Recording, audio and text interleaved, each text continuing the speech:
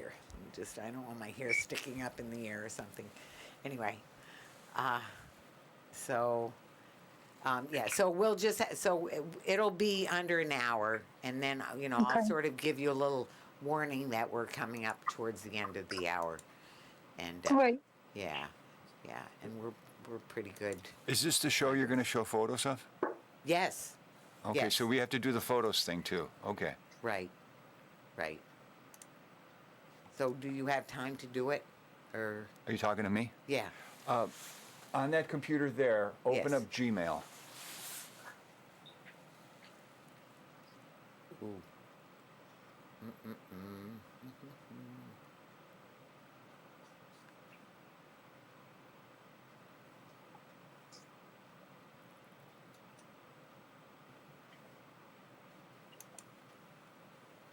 Vicki, what's the name of the last update you gave me on this show? On this show? Yeah. You don't know? I mean, there wasn't anything after the first one. Okay, fine. And then Unlike the Mari second, the sent second you- one had 2 updates, right? Yes. Okay. Yep. Oh, I sent some photos to you. I know, that's and- Oh what yeah, we're talking working about. on that right now. Yeah. Oh, wonderful. Are you in Okay. Gmail, Vicki? I am, but I'm not seeing. Do you see the email in question? No, I don't.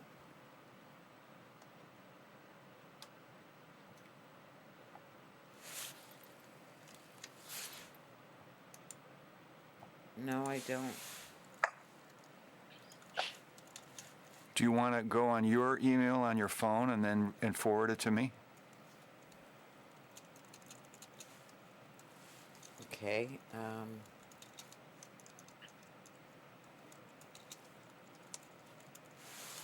Oops.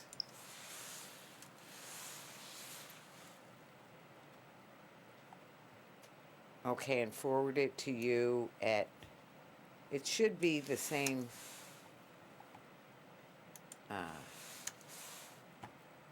Wouldn't it be the same? Forward it to hotftv@gmail.com.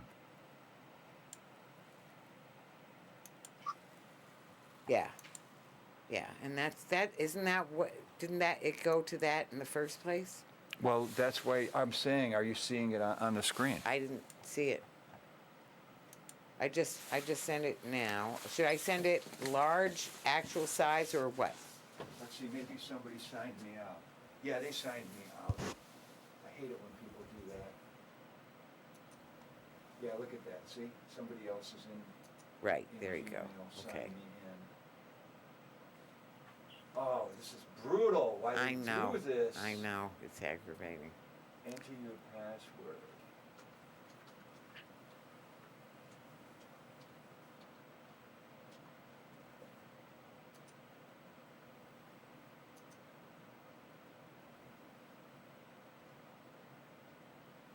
Okay, now see if you can see the email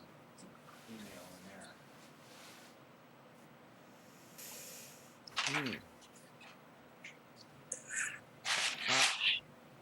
It would be from, well, I just, wait. No. If you just sent it, hit refresh, maybe it'll pop up.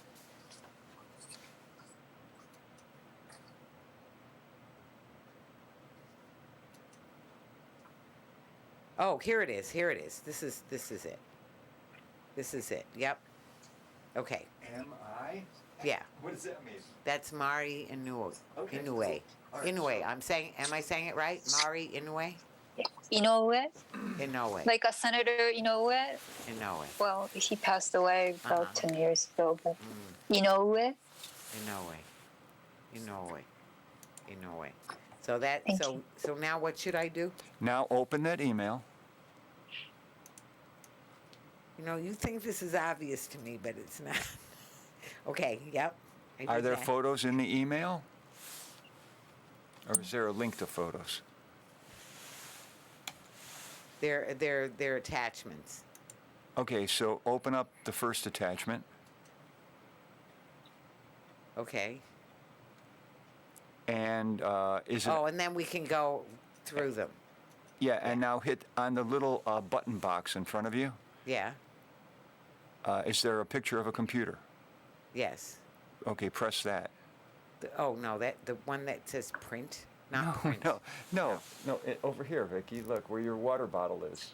Yeah. Now the other water, the coffee cup. Oh. There's a button box. There's a computer. Oh, that, right. Okay. Okay. And then we can show the pictures that way. You want to do it like that? Sure. Okay. And so how do I undo that again? Hold just on, hit one it? thing at a time. Oops. All right, let's see here. All right, so we have a way to show the photos.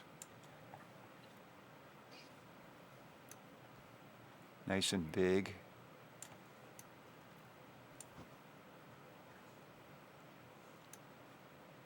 Yeah, that is right in front of the UN, Right. in front of Beautiful. the US Right. mission. Yeah. That must have been great. I think that Roses to Missions project is so excellent. Just Oh, thank you. super. I changed my background because roses looks nicer than. Yeah. Okay, so we know how to get to the photos now. Now let's go back. Yeah, that's with the someone from the State Department, by the way. Mm-hmm. And that one is the This Chile mission. This one is Chilean. actually Oh, okay. mission. Mm-hmm, Yeah. mm-hmm. Sure.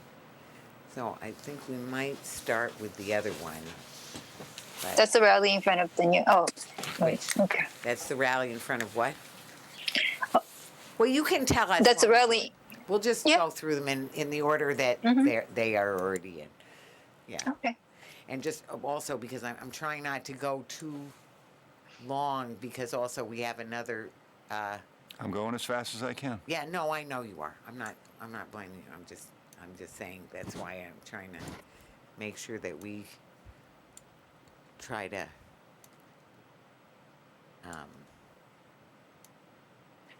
we'll see. Everything will be fine. Yep.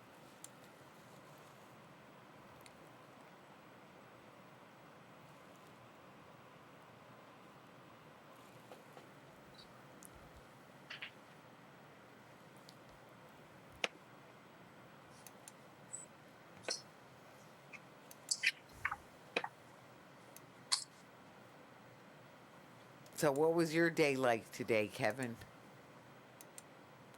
Very busy. Right. Oh, every day. Every Writing day. about Yemen and Ukraine. Right. Yep. Yep. Wait, actually, I'm very excited that the Yemeni community here organized an event here for the 29th. Now, that is the first time we've done a number of protests and vigils and things for Yemen, and we invite them and we try to include them, and we've worked all kinds of different ways, but of course between the Lackawanna 6 and everything, the Yemeni community here is very hurt and very careful and reticent. You know, also one of their people was taken up on money laundering or some kind of charges like that because he, as the Uncle Mo in the community, was gathering all the money and sending over a lot of money to Yemen, and then he got accused. So they're very cautious. So they're finally organized something, and we're going to, of course, totally support them, and we'll be. Now you know which two buttons you have to press then. Okay, so what's So you're on the master button now, okay. and then if you switch to the picture of the laptop, Right, and you go to the pictures. right. And then when I go back. Yeah, and then you go back. Great, good. Okay, great. good. So we have that figured out. Yep. Facebook said they're ready when we're ready. Okay. Is your timer set to Oh. 59:59? Okay. Yes, it is. Okay, so you ready to start? Yes. Are you all ready to start? You have water, whatever you need? Yep. Okay. Okay, and your phone, I turned my phone off, and I think we're good. So if you're all good, we'll start. Okay, so flip the silver switch that turns the timer on. Light is on. Yep. Put the clapper in front of your face. When you hit the clapper, you're on the air. Welcome to Talking Peace, being recorded here at Think Twice Radio in the home of the future, thanks to our producer, Richard Wicca. Thanks, Richard. And we're excited, and you can see Richard. Those of you who can see what we're doing here, you can see Richard over there. We're also very excited that we are broadcasting over Buff State, WBNY Radio, which is Buffalo's original alternative radio station. To our friends at Buff State, thank you very, very much. And of course, we're always thankful. We're thinking of our indigenous friends, thinking of Mother Earth and all the things that we've been provided that we can acknowledge and give thanks for, and then try to live in a way as we were originally instructed so that life can continue in this creation. And that's very much what this talking piece will be about. So we are all here on stolen Haudenosaunee, or we're all here on originally indigenous land, but we're all here in different areas. I'm here on Haudenosaunee, Seneca, formerly Seneca land here in Buffalo, but we have two very special guests who are really experts on our topic of tonight, which is about abolishing nuclear weapons, and especially in particular, we're celebrating the anniversary of the Treaty for the Prohibition of Nuclear Weapons coming into force. So I'll take the Haudenosaunee way around of going around the circle counterclockwise to the way I see you. So I'll first introduce Mari Inoue, who is here from the Manhattan Project for nuclear for nuclear abolition. Is that what it is? NuclearFree World. NuclearFree World, of course. How could I forget NuclearFree World? NuclearFree World is what we all want and work and pray for. So thank you, Mari. Thank you, Vicki. Thank you for coming. And you're in New York City, right? Yes. Yes. Yes. So thank you for coming. And also our dear friend and the president of PeaceAction National and also PeaceAction Fund. So Kevin Martin. Kevin, thank you so much for coming. My pleasure. Thanks, Vicki. We're just saying you've worked on, we don't like to think, I'm sure you don't like to think how long and hard it's been working on nuclear disarmament all these years, because I know you've been working on it as such a real leader in the field. So, and I know that's the roots of PeaceAction, right? Yeah, going back to 1957 when it was started at SANE, the Committee for Sane Nuclear Policy. And I personally have worked on nuclear disarmament issues since 1983 when I was in college. Right. Wonderful.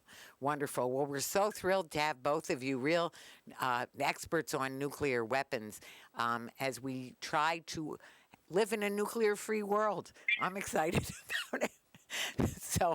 And Kevin, you're actually in Maryland, right? Just outside Washington, Just yes. outside, right.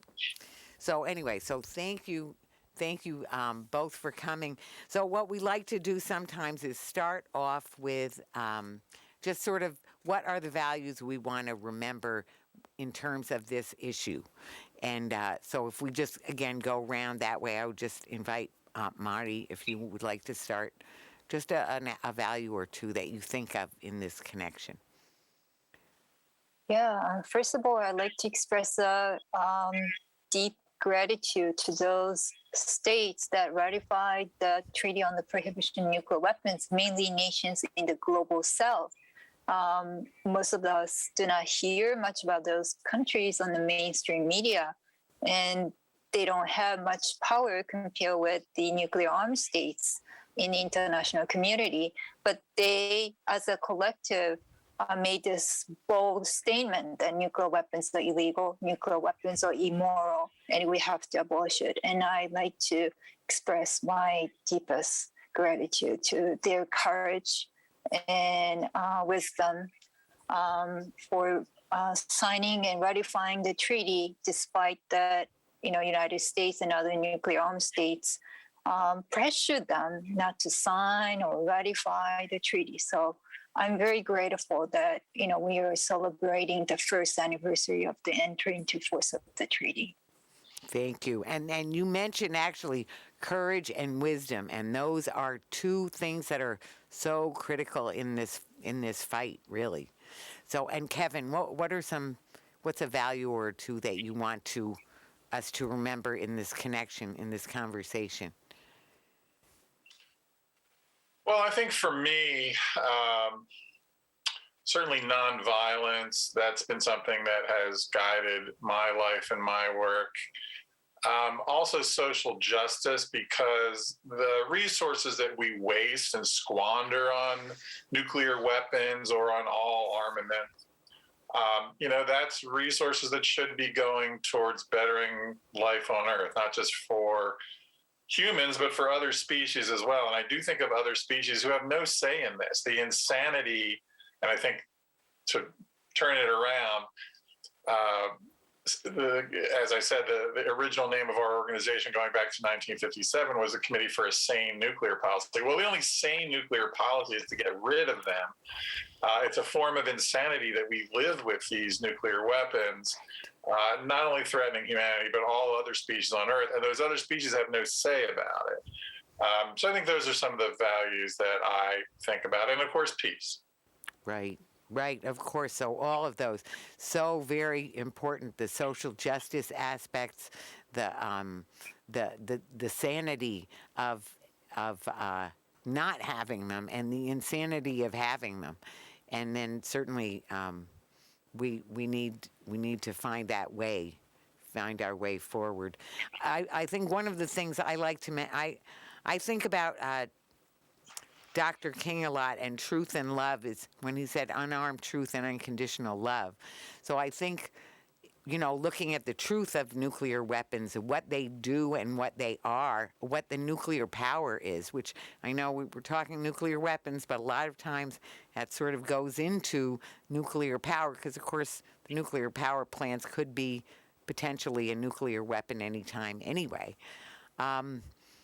And unconditional love means the people who are most at risk and the people who are already suffering under the threat and who are exposed to cancer, who are getting cancer from the uranium, from the nuclear chain, every step of the nuclear chain.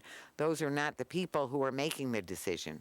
So just as you said, the people who have nothing to say about it, nothing to do about it, all the countries of the world, it's the most undemocratic and unreasonable of any kind of weapon.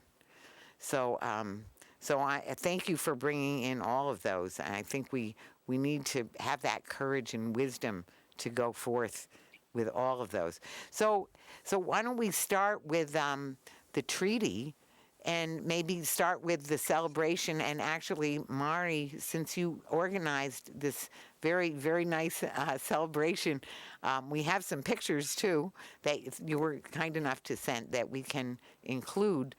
So would you tell us about the event and the treaty itself?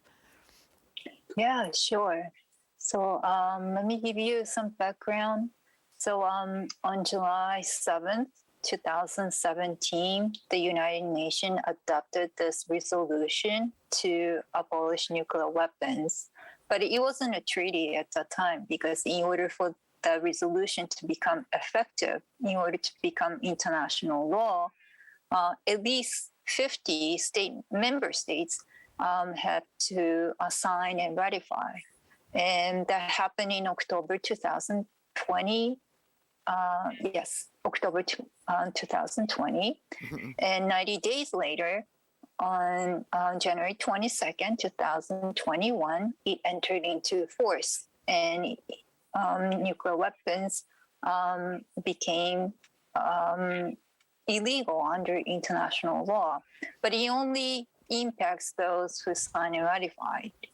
So it doesn't apply to the United States yet. So they will say that, it doesn't apply to me, but we have to continue reaching out to our government to join the treaty. So what we did with Sally Jones of PeaceAction New York State, right. We co-organized this Roses to Missions action last year in January, right before the entry into force, to deliver 51 roses and thank you certificates to those state parties that ratified the treaty. do you see the panel right behind me? No nukes panel? Yes. Yes. So we brought those panels and certificate, which looks like that. By the way, this is designed by amazing designer Tony Sahara. He's originally from Fukushima, and he's been very involved with activism here with the Manhattan Project for NuclearFree World. But we deliver yellow roses and thank you certificates to those missions of the UN that ratified the treaty. So we divided into like about 30 volunteers involved, and we divided into like 8 different teams, and we spent like 4 days, and that's what we did last year. And we also did this year and delivered 2 additional 8 missions. And after that, we did the rally and march on a different day. This time, our theme was to send a message to the U.S. government to join the treaty. So we did this rally in front of the New York Public Library and walked to the U.S. mission to the UN, right in front of the UN. So I think I have some photos that I'd like to share. So we'll share these photos. I think you start off actually here. You were saying that yes, the Chilean yes. mission. Yes. So we brought yellow rose and thank you certificate, and the tallest man in the middle, right next to the flag, he's the ambassador, and he was kind enough to came out and spent time with us and talked to us. I know I retweeted their tweet. They were very excited. They tweeted about how honored they were and appreciative that you all came and gave the roses, and that was nice to share. That was really nice, yeah. Yeah. And this one is right in front of the New York Public Library, on the Fifth Avenue. It was freezing cold, almost like a 15 degrees. Sure. It was really freezing. We were there for about an hour. About a dozen people spoke, and there were music and songs. But people stayed until end of the rally. Right. And it was quite amazing. Maybe 50, 60 people showed up, and people were stopped by, and they listened to us, and it was an amazing event. Right. Oh, I'm sure. I'm so sure. And here we see. And this one, this one is in front of the UN and in front of the U.S. mission on the 45th and 1st Avenue. Right. We prepared this Join the Treaty certificate, which is a specific certificate that we prepared for the U.S. mission. Right. We wrote that U.S. groups demand join the nuclear weapons are illegal, join the treaty. So we prepared this envelope, and Jack, who is also a member of the Manhattan Project for NuclearFree World, he's on the right, and he's holding the no nukes panel. He's the one who made phone calls to the State Department and tried to set up appointment so that we can personally deliver. Yeah, this one is in front of the U.S. mission. Right. Yeah. So finally, they agreed to, send someone downstairs. They didn't let us go inside the lobby, even though it was freezing outside. Sure. I was hoping that at least we could wait in the lobby.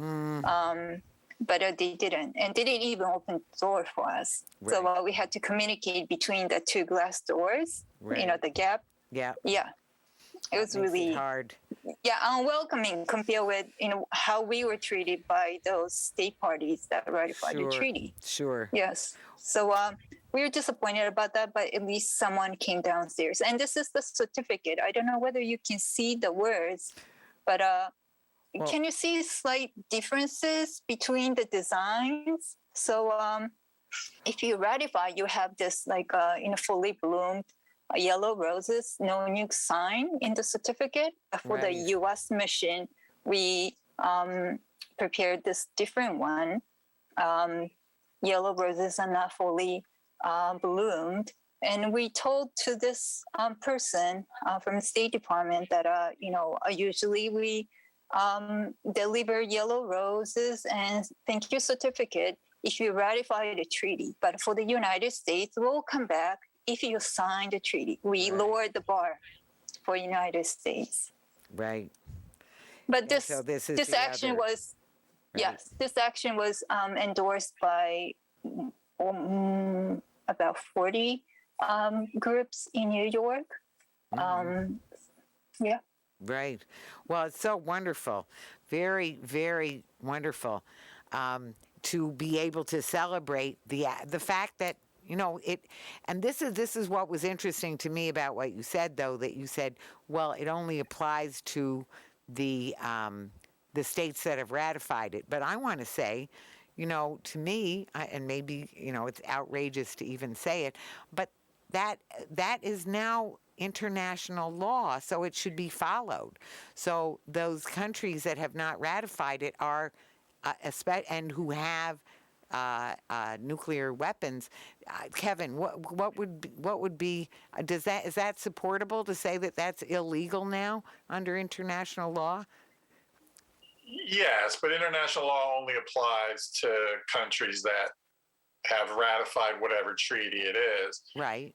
But the point about that is it's establishing a norm, an international norm, as we have done, as the international community has done with chemical weapons, with biological weapons. Sure. And my friend Zia Mian from Princeton University, who's a nuclear physicist who's worked on these issues for a long time, he had a good quip about this in terms of someone being skeptical about, okay, so you have this treaty now that 86 countries have signed on to saying, you know, nuclear weapons are prohibited, but none of them have nuclear weapons, and they're already prohibited by the Nuclear Non-Proliferation Treaty. So this is a recommitment, and a lot of this, we can get into this if you like, a lot of this is because of their dissatisfaction with the United States and Russia and the other nuclear powers for not living up to their end of the bargain of the Non-Proliferation Treaty, which goes all the way back to 1970, which says they've committed in Article 6 of the treaty to pursue nuclear disarmament, which they have not been doing. As a matter of fact, they're doing the reverse. Right now, all the nuclear states are upgrading their nuclear arsenals. But what Zia said about that, it makes a lot of sense, is, well, you wouldn't wait until there were no murders to pass a law against murder.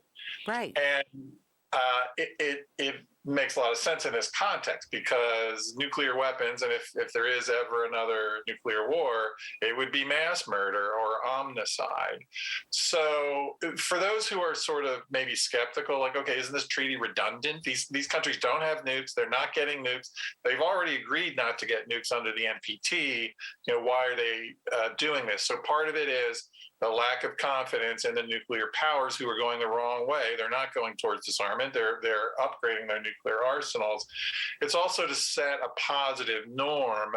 And the other thing that I think is very important to realize is that this was a process not just of governments, but also NGOs, civil society, peace, humanitarian, et cetera, groups who came together over several years to establish this treaty, including helping to write the treaty.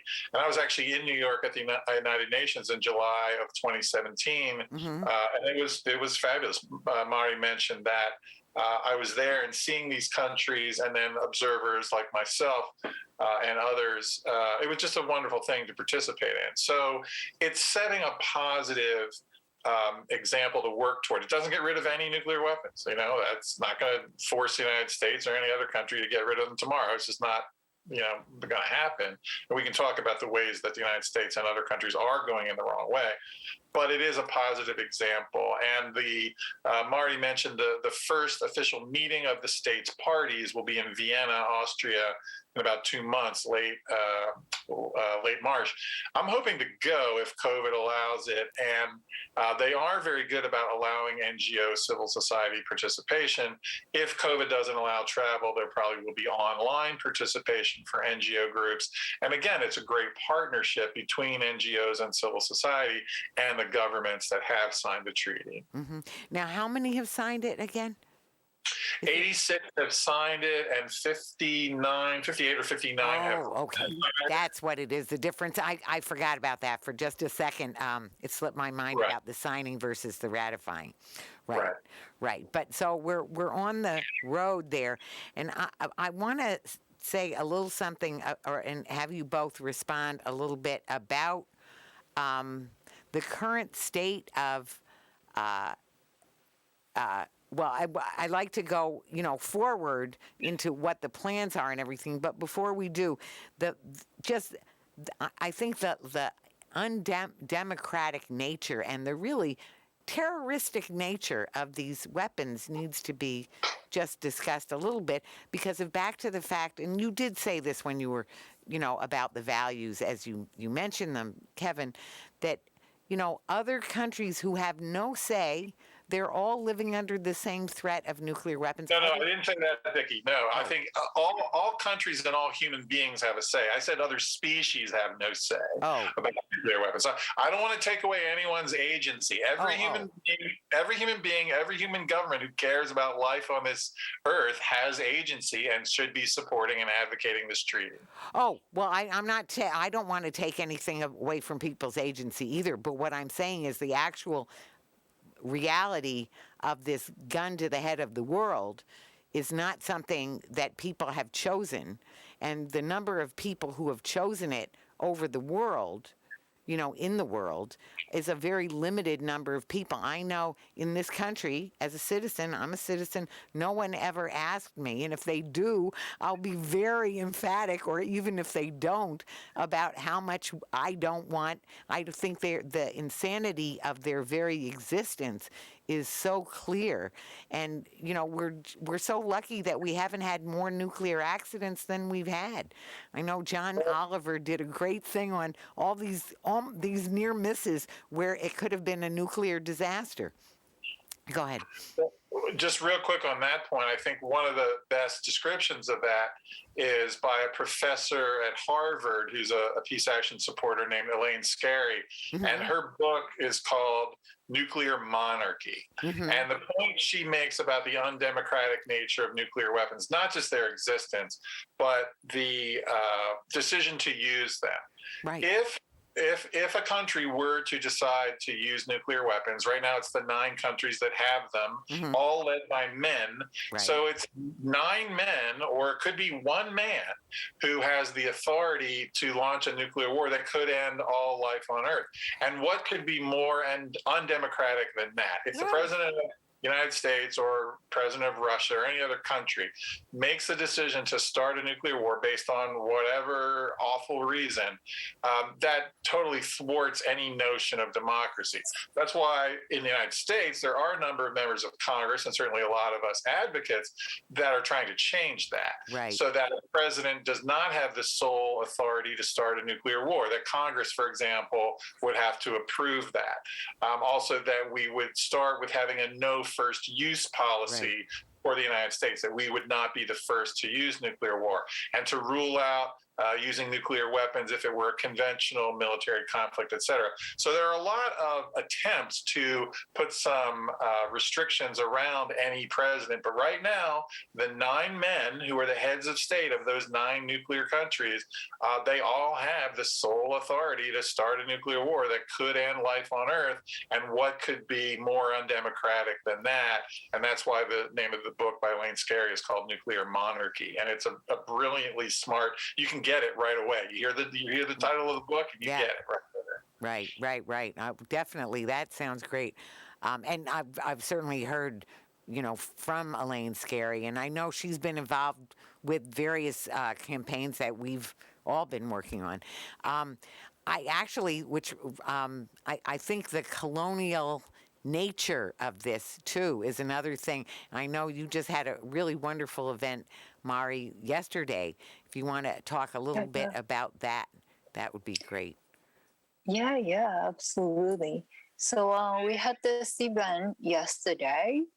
It was about the nuclear colonialism and how the modern day nuclear colonialism exists here in the United States. The title of the event, it was called nuclear colonialism in the age of the ban treaty from New Mexico to the Marshall Islands and across the Pacific. And we had amazing panelists. Yes, you did. One of them was a member of the indigenous community whose father worked at the Hanford nuclear site. All the nuclear programs started with secrecy, and they didn't know what they were exposed to. And she talked about the health issues and so on. We also had panelist who is a third generation Hiroshima survivor who lives in Portland, and she's an artist and she did an amazing job, and she talks about her family story and how she incorporate that into her art, which is very amazing speech. We also had testimony from this lady, Japanese lady, whose father was affected by the nuclear testing in the Pacific.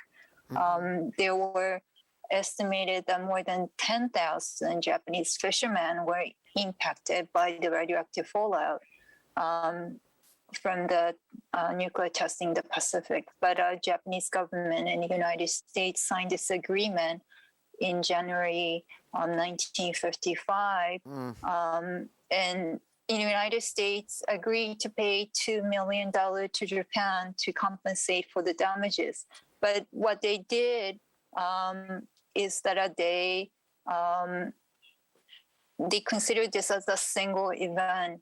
Only the Daigo Fukuryumaru, or Lucky Dragon number 5, was impacted by the testing, and all other hundreds of Japanese fishing boats were ignored, and their voices were silenced and erased from the history. So they're starting lawsuits in Japan to gain the recognition and also receive the workers' compensation on behalf of their family members who already passed away.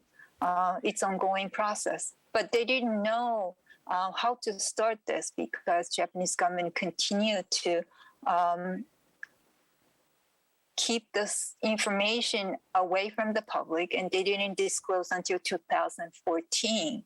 So that was like almost 60 years after what happened. And so there are a lot of stories shared yesterday. And also we also had this amazing young activist from New Mexico and also from the Marshall Islands. Right. And yes. So I think, Vicki, you were there. What did you think about it? I thought it was wonderful. It was very moving, very impactful, and very much to the point of just what we're saying, this colonialism, the nuclear monarchy element, you know, just how unfair and just how much people are suffering already. People are, because of all this testing. And, you know, I think, I mean, I knew there'd been nuclear testing, but hearing this testimony of just the extent and how much suffering has come behind it, and how little recognition and how much ignoring, stonewalling, and everything else there's been, it's very highly impactful. And is there a place people can find, go and listen to that recording? Oh yes, there's a recording. YouTube? I can send you the link later to you, Vicki. That would be great. Or also, is there a place that people who are listening to this on the radio or something, or seeing it on YouTube, do you know where, is it parked somewhere on YouTube? It's also on the YouTube channel of NuclearWatch.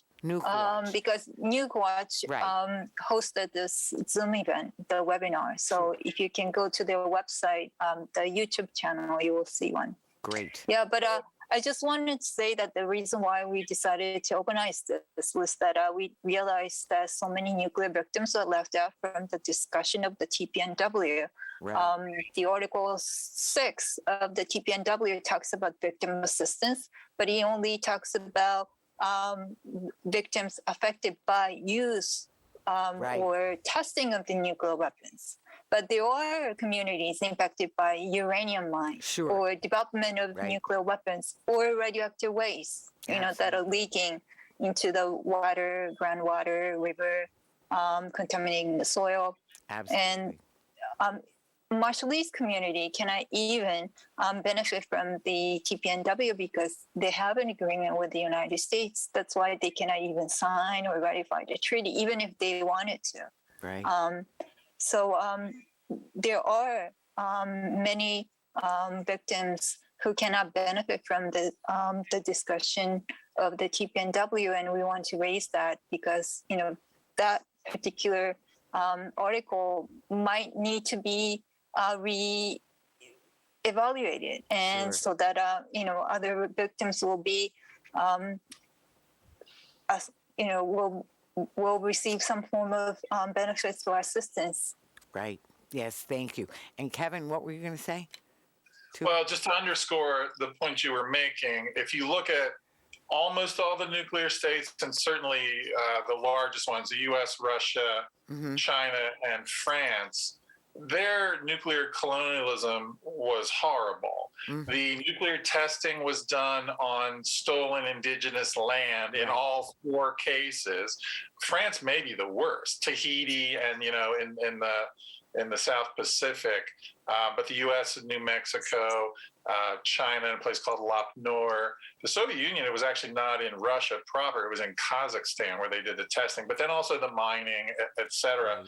Right. So the chain of people that have been affected by this. And if you're in the United States and you're my age, because of the above ground nuclear testing, you have my age or around my age, you have traces of strontium-90, which is a radioactive element, isotope that's in my bones and in everyone's bones. And there's a project that was started long ago and now is being revived to measure the effects of radiation in baby teeth. And there's going to be more information coming out about that soon. And I'm glad Mari mentioned the TPNW, because I looked at the documents and it said something about the agenda for the meeting coming up in 2 months, and the issue of victim compensation or compensation for environmental cleanup. Now, for the most part, the countries that don't have nuclear weapons shouldn't necessarily be liable or responsible for that. It should be the United States and Russia, China, et cetera. Right. It's worth raising those issues of fairness and of compensation, again, for people who had no say in any of this. So I think that's another valuable contribution that the treaty is making. But I appreciate Mari saying that it's incomplete or insufficient, and that those issues need to be further addressed.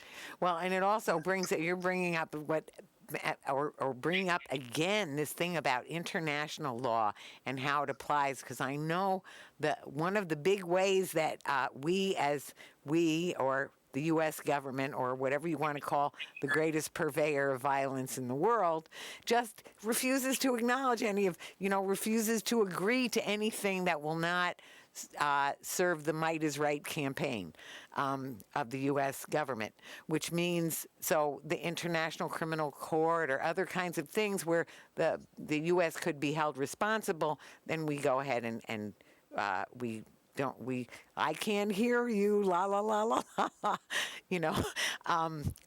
we here in Western New York have the nuclear chain going on right here. We have West Valley, which is all kinds of nuclear pollution, and also from the Manhattan Project. And here, next to 20%, we have nuclear waste going over the Peace Bridge.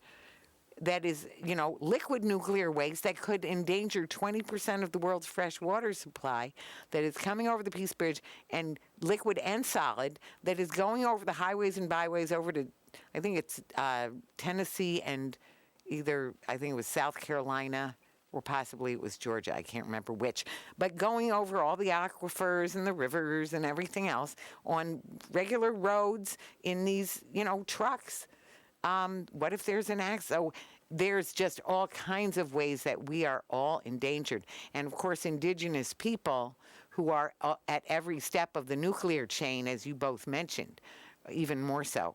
So let's just switch gears a little bit too. I want, and maybe we'll start with you, Kevin, on this part of the upcoming new, I mean, unless we can stop it, the new generation of nuclear weapons that is currently being planned. And then we'll go in for you and then Mari to speak to that.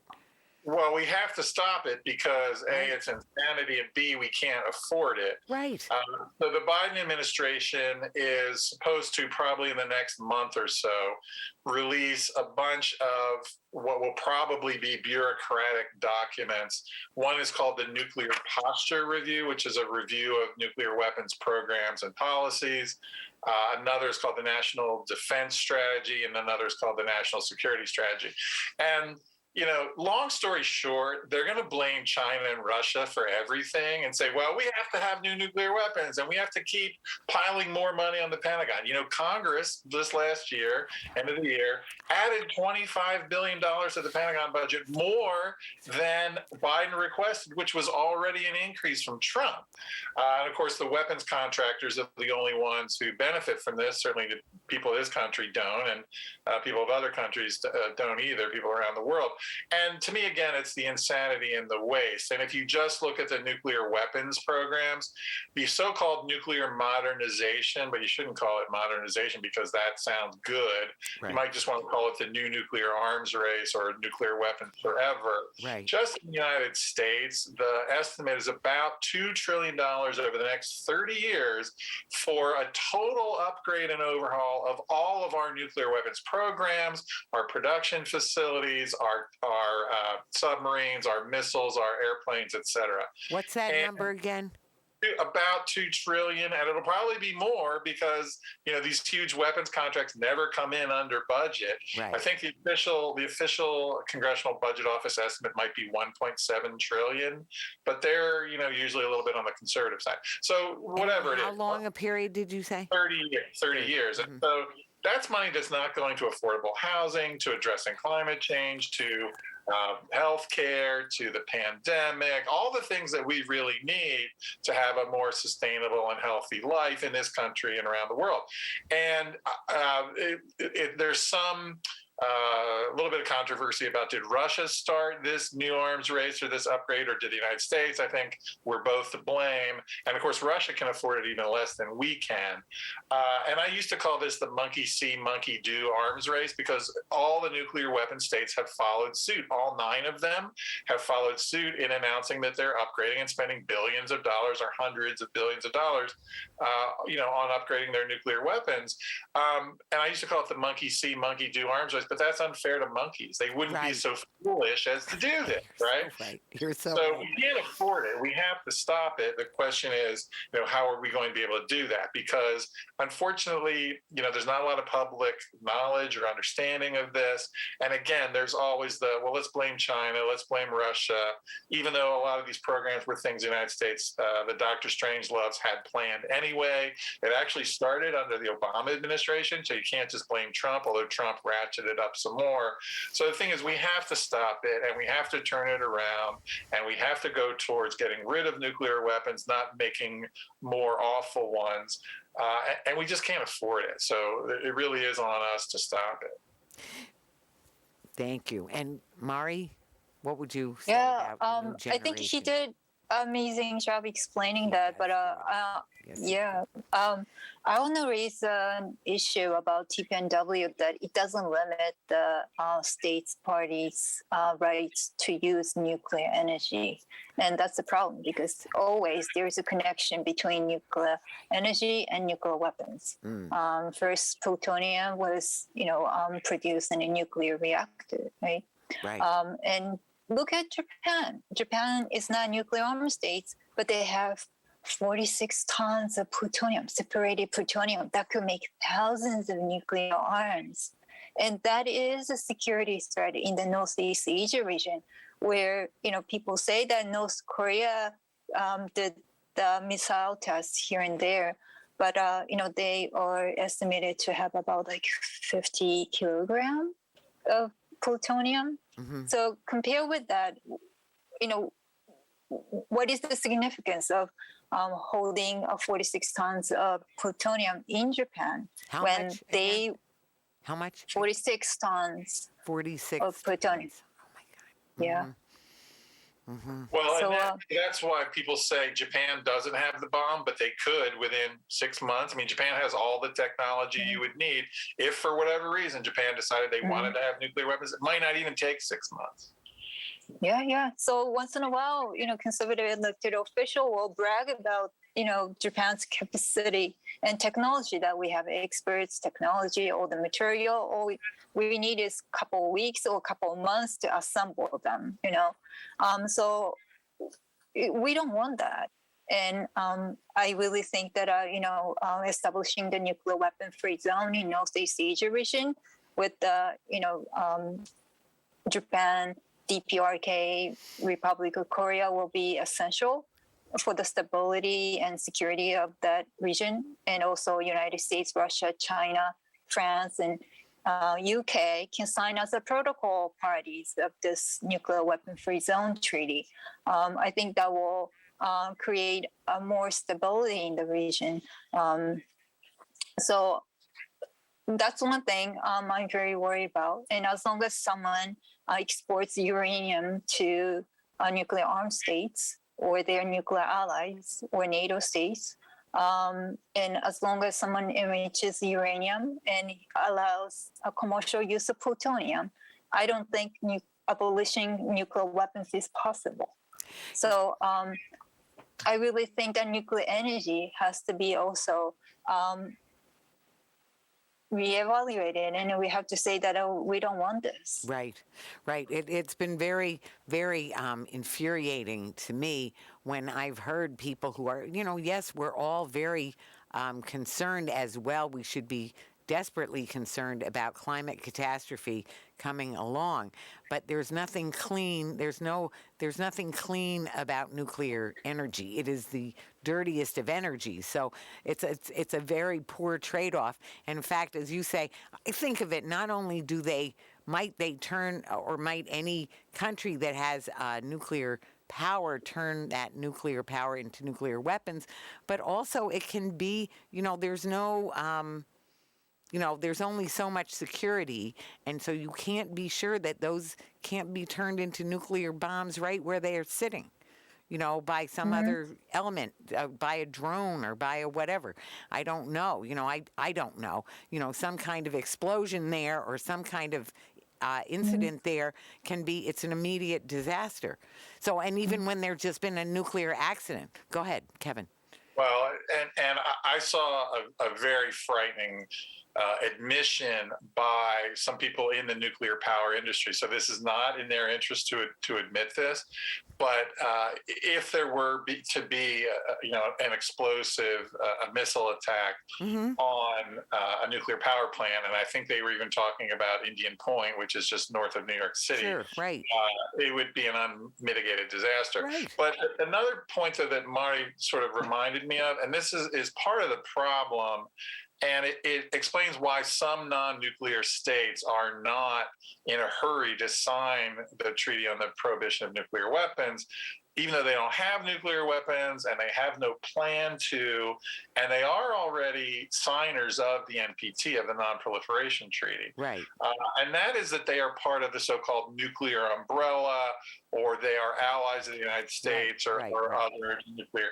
So I was skeptical about this, but at the end of the Obama administration, there were people, including high up in the Pentagon and the National Security Council, that were very seriously looking at some serious changes to nuclear weapons policy, even though they had signed on to this awful nuclear weapons modernization program, the almost $2 trillion. And they did that supposedly as a bargain to get Senate ratification for the New START agreement with Russia, which was good, but a relatively modest treaty, and it should have gone further. And supposedly the Obama administration blames Russia, and Russia blames the Obama administration that they didn't go further or have another treaty that would have gotten us down to about 1,000 nuclear warheads on either side. Even after that, near the end of the Obama administration, so Biden knows all about this. He was vice president. There were serious considerations about maybe a no first use policy or maybe getting rid of one leg of the nuclear triad, getting rid of all of our land-based ICBMs, intercontinental ballistic missiles. And supposedly this got pretty high up and serious consideration in the Obama White House and in the Pentagon and in bureaucracy. One of the reasons they cited, and they didn't want to say this publicly, but it came out later, that they didn't feel like they could have a no first use policy was they were lobbied by Japan. And I'm not trying to pick on Japan. I have beautiful friends from Japan and the Japanese people. I'm talking about the Japanese government here.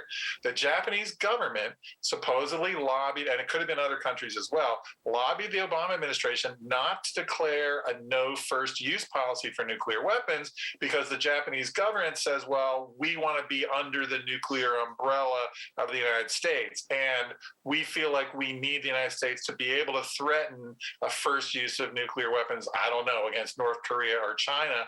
And there's also an implicit threat that the Japanese government might then try to get their own nuclear weapons. I was skeptical when I first heard this, but then I looked into it a lot more, and I think it is credible. So this is part of the entangled web of the nuclear priesthood, if you will, the Dr. Strangelove. You can't just blame the 9 nuclear weapon states. Some of their allies are complicit in continuing the nuclear arms race. You know, so we're only got about 10 minutes, a little over 10 minutes left.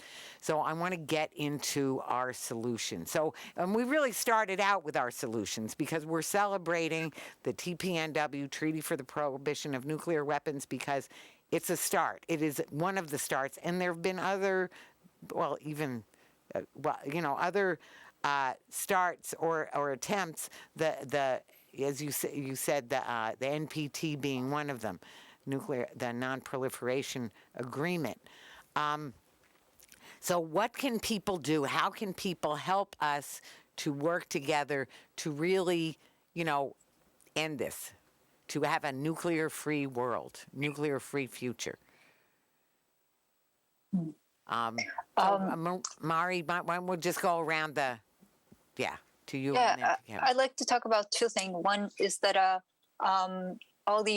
last year in April, at the end of April, the last nuclear reactor of the Indian Point shut down, and permanently the power plant was shut down. I think that's a wonderful news. And, we need to close more nuclear power plants here in the U.S. That's one thing. Right. Second thing is that there are people who are still suffering because of the ongoing radiological contamination in Marshall Islands, in the United States, and other countries impacted by the use or development or testing of nuclear weapons. And we need to pay close attention to them and support them in, any way that we can, so that they will get enough assistance and, provide them with enough necessary health care and compensation and other social benefits so that they can live with dignity, right?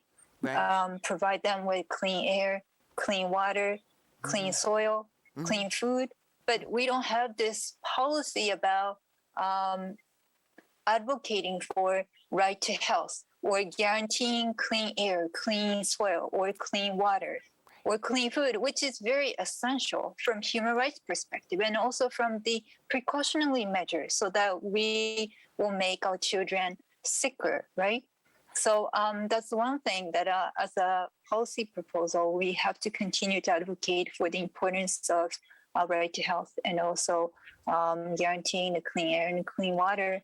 And another thing that I think that Vicki, you mentioned about the importance of effective participation of indigenous communities and impacted communities in the decision-making processes. I think that's really important, especially in the nuclear issues, when secrecy is always part of that development and decision-making. And all these impacted communities could not even participate in the public hearing to make decision by themselves, even though they will be heavily impacted by the decision. So we have to make sure that effective community participation will be guaranteed, especially those vulnerable members of communities, women, and so on.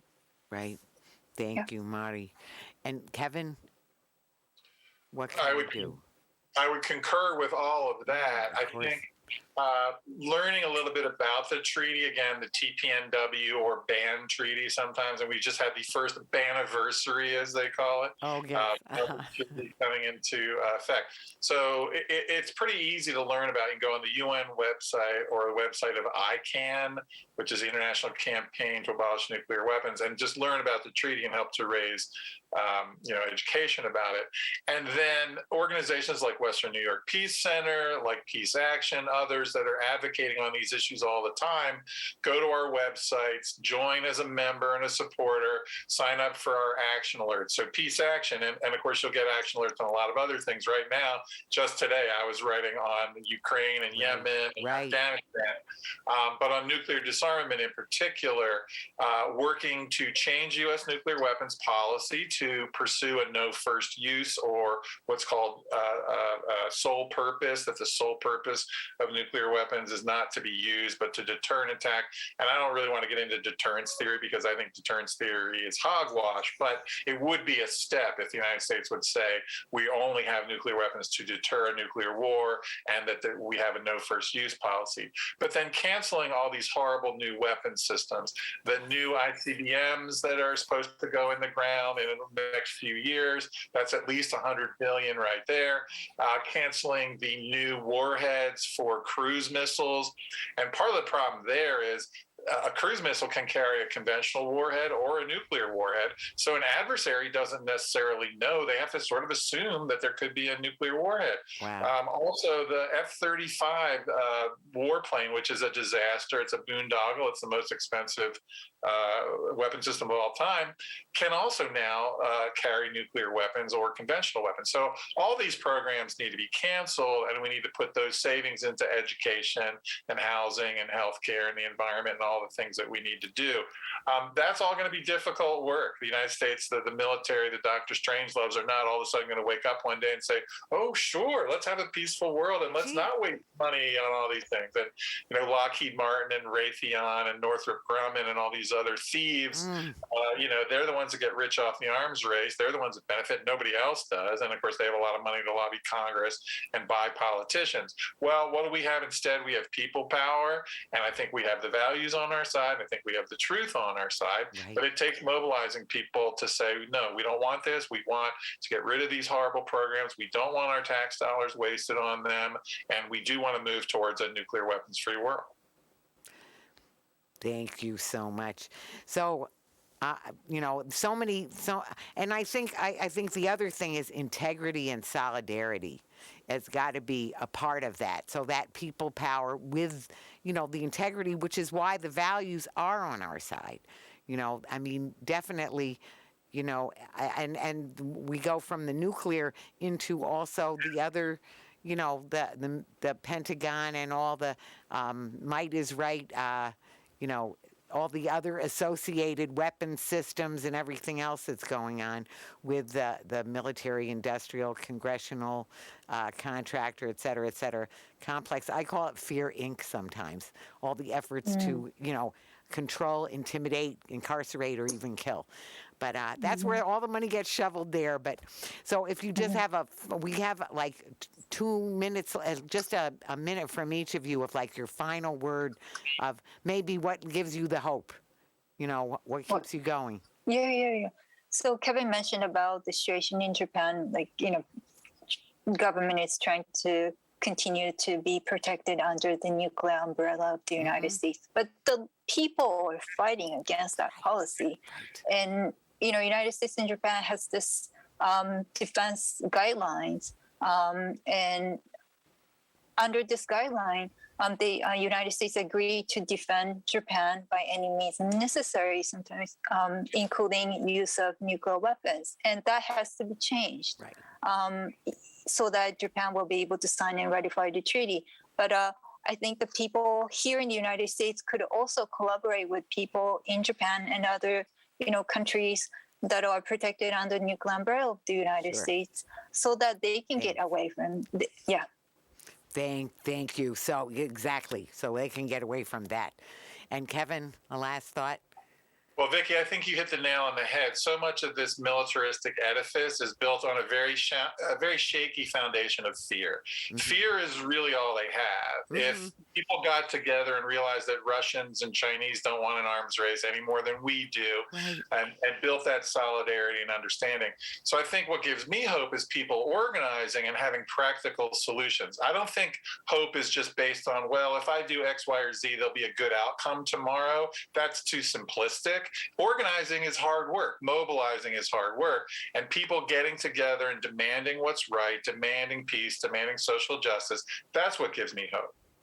We're going to get there. Well, I can't thank you both enough. You've both given so much information and inspiration. And I want to say, we're so grateful to both of you for all your work and for coming on the show. So this is Talking Peace, and together we have been talking peace in truth and love. Thank you both so much. Yes. Thank you what a great show. Wowee. So this will be, it'll be rebroadcast on WBNY, that's Buff State. This went out on social media. Oh, I forgot to do that. Did